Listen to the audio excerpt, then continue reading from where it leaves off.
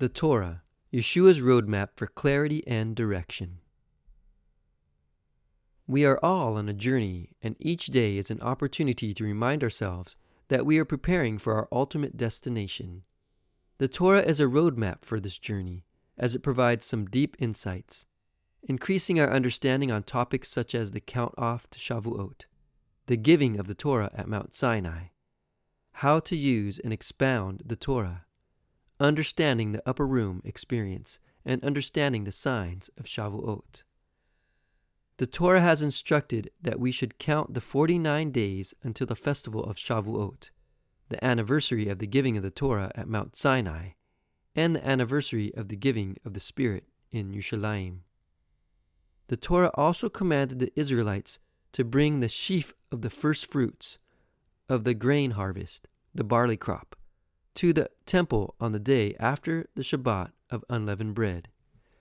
This harvest ritual is called the Day of the Omer, which is a biblical unit of measure that indicates about one sheaf's worth of grain, and also the anniversary of Yeshua's resurrection. Year after year, the Day of the First Fruits of the barley reminds us of the resurrection of Messiah, the first fruits of those who are asleep. 1 Corinthians 15, verse 20. In Judaism, the 49 days of the counting of the Omer are traditionally regarded as a time of spiritual nurturing in anticipation of Shavuot. Among believers in Yeshua, the 49 days are extra special because they include the anniversary of the 49 days that the risen Messiah was among his disciples. The festival of Shavuot arrives 50 days later and is called Pentecost because that is the Greek word for 50. Its Hebrew name is the Feast of Weeks, Shavuot, because there are 7 weeks of days between the beginning of unleavened bread and the festival of Shavuot. The day of Shavuot is the anniversary of the day God spoke the 10 Commandments from Mount Sinai. According to the book of Acts, Haruach HaKodesh, the Holy Spirit, came upon the apostles on the day of Pentecost, 50 days after the Master's resurrection. Most Christians are familiar with Shavuot, as it is associated with wind, fire, and people speaking in several languages. When the day of Pentecost, Shavuot, came, they were all together in one place. Suddenly a sound like the blowing of a violent wind came from heaven and filled the whole house where they were sitting. They saw what seemed to be tongues of fire that separated and came to rest on each of them. All of them were filled with the Holy Spirit and began to speak in other tongues as the Spirit enabled them. That's Acts 2, verses 1 through 4. Even before the tongues of fire fell upon the believers in Yerushalayim, the fire fell upon Mount Sinai, where the first Shavuot took place. The children of Israel arrived in the desert of Sinai in the 3rd month, as the Torah says, on the 6th day of the 3rd month, God descended onto Mount Sinai to give Israel the Torah. He came in blazing fire, heralded by the loud blast of the shofar. Just as the Passover is a memorial of the Exodus from Egypt, Shavuot is a memorial of the giving of the Torah, known as Matan Torah. On the first Shavuot, a thick dark cloud covered Mount Sinai.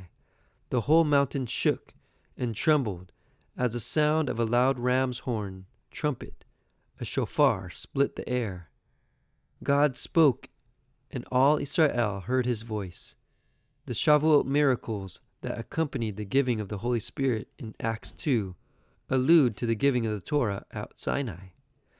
The mighty wind, the tongues of fire, and the speaking in other languages memorialize Matan Torah. Long before the disciples had this experience of speaking in other languages, Moshe had this experience of speaking in tongues on Mount Sinai. Even though Moshe had a speech impediment after he received the Torah at Mount Sinai, he overcame this challenge and expounded the Torah in 70 languages. The Midrash Tanhuma takes up this discussion. Come and see. When the Holy One, blessed be He, said to Moshe, "Go, and I will send you to Pharaoh," Moshe said, "Whoa, you are giving over the mission to me? "I am not a man of words," he said.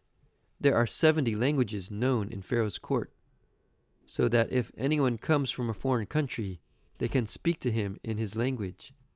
I am going as your apostle, and they will question me, and I will tell them that I am an apostle of the Almighty, and it will be obvious to them that I do not know how to converse with them. Will they not mock me and say, 'Look, the apostle of the Creator of the universe, who created all the tongues, he is unable to comprehend or answer'?" This is what Moshe meant when he said, "Woe, I am not a man of words."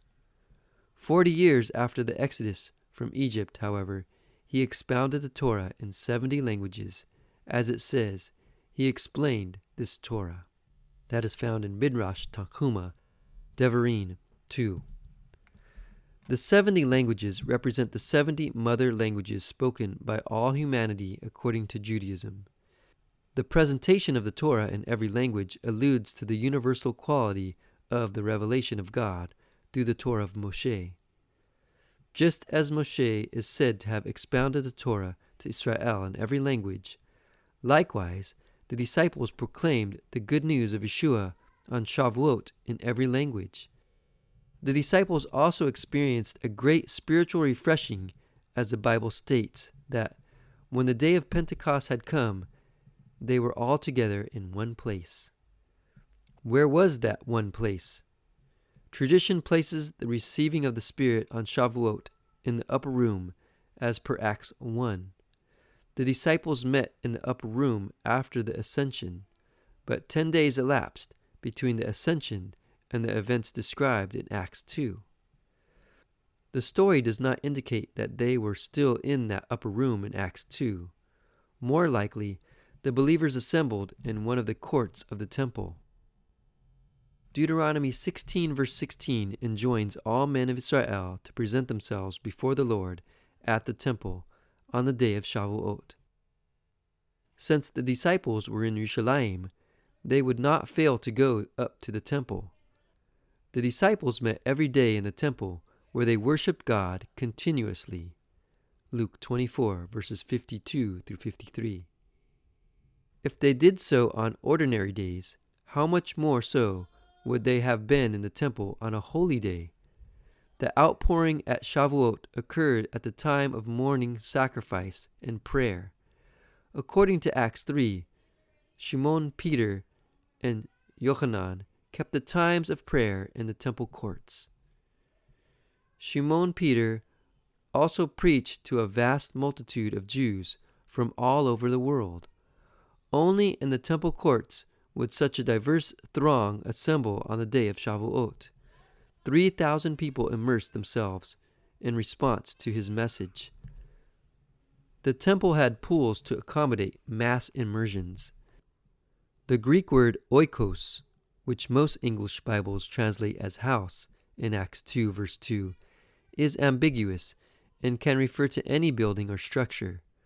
Rabbinic literature refers to the temple as the house, habayit. All this evidence points to the same conclusion.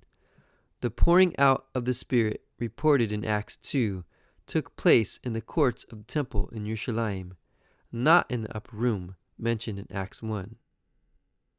According to Jewish tradition, the voice of God at Mount Sinai divided into 70 voices speaking 70 different tongues, and those voices looked like hot sparks flying forth from a hammer's blow on stone. The voice of God appeared to Israel like hot, burning torches that descended like sparks. A similar tradition depicts the voice of God going forth from the mouth of God as flames of fire. Rabbi Yochanan expounded on God's teaching in several languages as well. The Torah says in Exodus 20 verse 18, "And all the people saw the voices." Note that it does not say the voice, but the voices. Wherefore Rabbi Yochanan said that God's voice, as it was uttered, split up into 70 voices in 70 tongues, so that all the nations should understand. That's in Shemot Rabbah 5 verse 9. Rabbi Yochanan said, what is meant by the verse in Psalm 68 verse 12, The Lord announced the word, and great was the company of those who proclaimed it. Every single word that went forth from the Almighty divided up into 70 tongues. That's in Shabbat 88b. The tongues of fire and utterances in every tongue pointed directly back to the experience at Mount Sinai, and they underscored a connection between God's Holy Spirit and His Holy Torah. As both Moshe and Yeshua taught, it is important to understand the teachings of Torah and teach others Torah to the world, as the 70 languages represent the languages of all the nations of the world.